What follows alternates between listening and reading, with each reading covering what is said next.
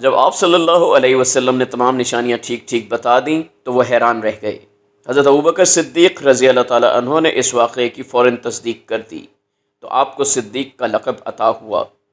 نبوت کا 13واں سال تھا کہ کافر ایک بار پھر سر جوڑ کر بیٹھ گئے۔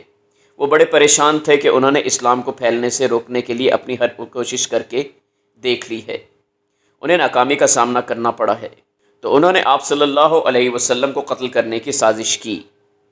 انہوں نے ایک رات آپ صلی اللہ علیہ وسلم کے گھر کو گھیر لیا اور تلواریں لہراتے ہوئے پہرا دینے لگے۔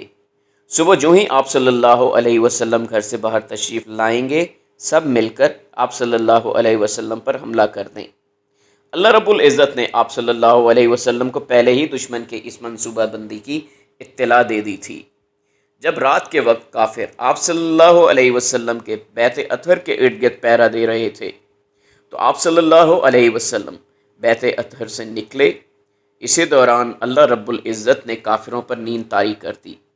آپ صلی اللہ علیہ وسلم سورہ یاسین کی تلاوت کرتے ہوئے ان کے قریب سے گزرتے چلے گئے اور حضرت ابوبکر صدیق رضی اللہ تعالیٰ عنہ کو ساتھ لے کر مدینہ منورہ کی طرف ہجرت کر گئے۔ مدینہ کے انصار کو آپ صلی اللہ علیہ وسلم کی ہجرت کی خبر مل چکی تھی۔ وہ بے چینی سے آپ صلی اللہ علیہ وسلم کے آنے کا انتظار کر رہے تھے۔ انہوں نے آپ صلی اللہ علیہ وسلم کا بے مثال استقبال کیا۔ مختلف قبائل کے لوگ آپ صلی اللہ علیہ وسلم کی خدمت اقدس میں حاضر ہوئے اور آپ صلی اللہ علیہ وسلم کے مہمان نوازی کا شرف حاصل کرنے کی کوشش کرتے۔ ننھی بچیوں نے دف بجا بجا کر گیت گائے اور اپنی محبت کا اظہار کرنے لگیں۔ جہاں اب مسجد نبوی ہے، اس زمانے میں وہاں حضرت ابو ایوب انصاری رضی اللہ تعالیٰ عنہ کا گھر تھا۔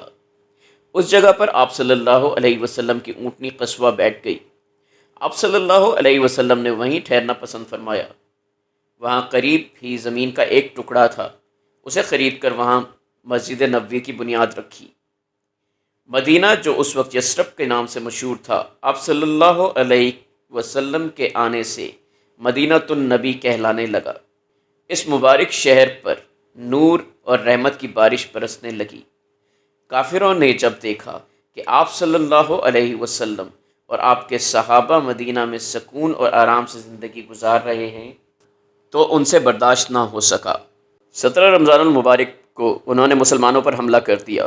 کافروں کی تعداد 1000 تھی اور ان کے پاس ہر قسم کا جنگی اسلحہ تھا، جبکہ مسلمان صرف 313 تھے اور ان کے پاس جنگی سامان بھی نہ تھا، مگر انہیں اللہ رب العزت کی مدد اور فتح پر بھروسہ تھا۔ جنگ ہوئی اور کافروں کے بڑے بڑے سردار قتل ہو گئے۔ کافر شکست کھا کر بھاگ کھڑے ہوئے۔ اس سے اگلے سال کافروں نے پھر مسلمانوں پر احد کے میدان میں حملہ کیا۔ رسول اللہ صلی اللہ علیہ وسلم کے ساتھ 1000 جانثار تھے۔ مسلمانوں کی ایک غلطی کی وجہ سے وقتی طور پر مسلمانوں کو نقصان اٹھانا پڑا، پھر دشمن پر ان کا پلہ بھاری ہو گیا اور کافروں کو دم دبا کر بھاگنا پڑا۔ اس جنگ میں رسول اللہ صلی اللہ علیہ وسلم کے چہرہ مبارک پر زخم بھی آئے اور 2 دانت بھی شہید ہوئے۔ 7 ہجری میں خیبر کے مقام پر یہودیوں کے ایک بڑے لشکر سے جنگ ہوئی۔ اس جنگ میں یہودیوں کا نامور سردار مرہب حضرت علی رضی اللہ تعالیٰ عنہ کے ہاتھوں جہنم واصل ہوا۔ یہودیوں کو عبرت ناک شکست ہوئی اور پورے خیبر پر مسلمانوں کا قبضہ ہو گیا۔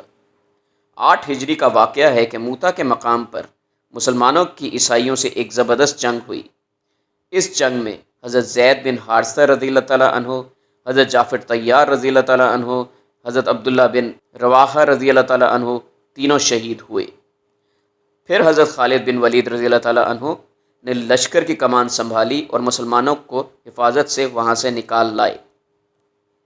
کافروں نے رسول اللہ صلی اللہ علیہ وسلم کو مکہ سے ہجرت کرنے پر مجبور کیا تھا، وہ مکہ جو آپ صلی اللہ علیہ وسلم کو بہت پیارا تھا، جو کافروں نے 360 بتوں کی عبادت گاہ بنا رکھا تھا۔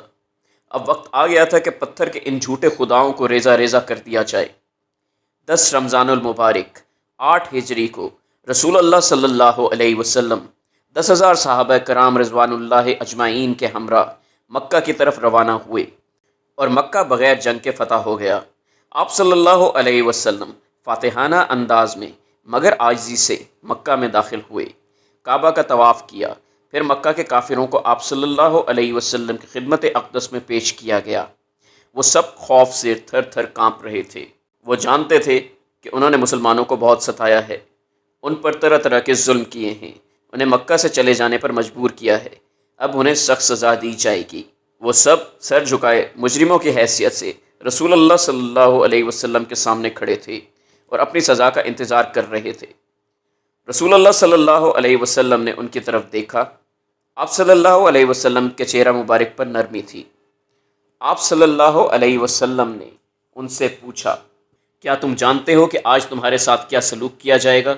سب نے ایک زبان ہو کر کہا، آپ شریف باپ کے شریف بیٹے ہیں، ہم آپ صلی اللہ علیہ وسلم سے اچھائی کی امید رکھتے ہیں۔ رسول اللہ صلی اللہ علیہ وسلم نے فرمایا، جاؤ تم سب آزاد ہو، تم سے کوئی پوچھ گچھ نہ ہوگی۔ یہ سن کر ان کے سر شرمندگی سے مزید جھک گئے۔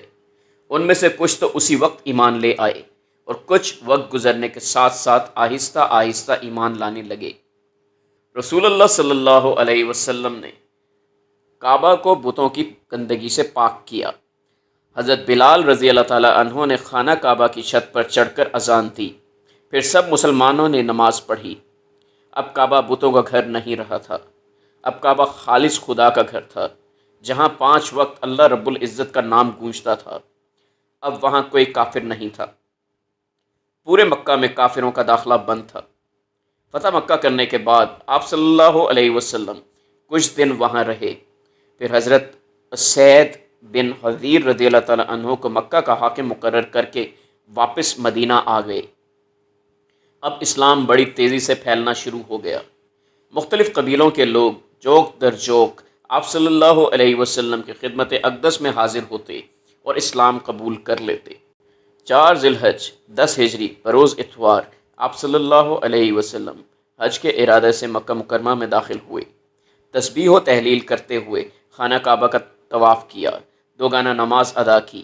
مناسک حج ادا کرنے کے بعد عرفات میں تشریف لائے، پھر عرفات میں نمرہ کے مقام پر خطبہ ارشاد فرمایا۔ آپ صلی اللہ علیہ وسلم نے فرمایا، جاہلیت کے تمام دستور میرے قدموں تلے ہیں۔ لوگو، بے شک تمہارا رب ایک ہے، کسی عربی کو اجمی پر، کسی سرخ کو سیاہ پر کوئی فضیلت نہیں۔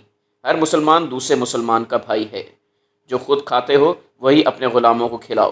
جاہلیت کے تمام خون باطل ہیں، سود حرام ہے۔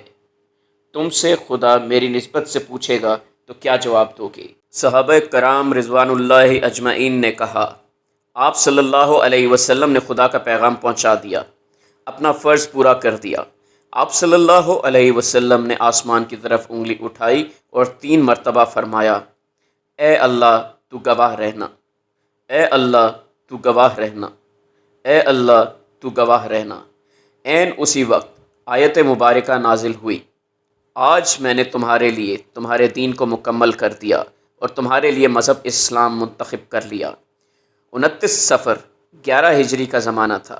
ایک رات آپ صلی اللہ علیہ وسلم جنت البقیع تشریف لے گئے۔ وہاں سے واپسی پر آپ صلی اللہ علیہ وسلم کی طبیعت سست ہوئی، سر میں ہلکا ہلکا درد شروع ہو گیا۔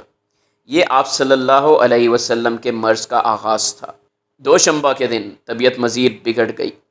آپ صلی اللہ علیہ وسلم ام المومنین سیدہ عائشہ صدیقہ رضی اللہ تعالیٰ عنہ کے حجرہ مبارک میں تشریف لے گئے۔ جب کمزوری بڑھ گئی تو حضرت ابوبکر صدیق رضی اللہ تعالیٰ عنہ کو امامت کا حکم دیا۔ چنانچہ حضرت ابوبکر صدیق رضی اللہ تعالیٰ عنہ کئی دن تک نماز پڑھاتے رہے۔ ایک دن ظہر کے وقت طبیعت پرسکون ہوئی۔ حضرت علی رضی اللہ تعالیٰ عنہ اور حضرت عباس رضی اللہ تعالیٰ عنہ تھام کر مسجد میں لائے۔ حضرت ابوبکر صدیق رضی اللہ تعالیٰ عنہ آہٹ پا کر پیچھے ہٹے۔ آپ صلی اللہ علیہ وسلم نے اشارے سے روکا اور پہلو میں بیٹھ کر نماز ادا فرمائی۔ وفات سے کچھ دیر پہلے حضرت عبد الرحمن بن ابوبکر رضی اللہ تعالیٰ عنہ حاضر ہوئے۔ ان کے ہاتھ میں مسواک تھی۔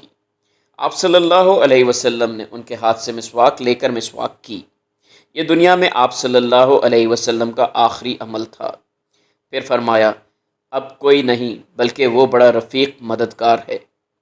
یہی کہتے ہوئے آنکھیں ساکت ہو گئیں اور روح اطہر اپنے مالک حقیقی سے جا ملی۔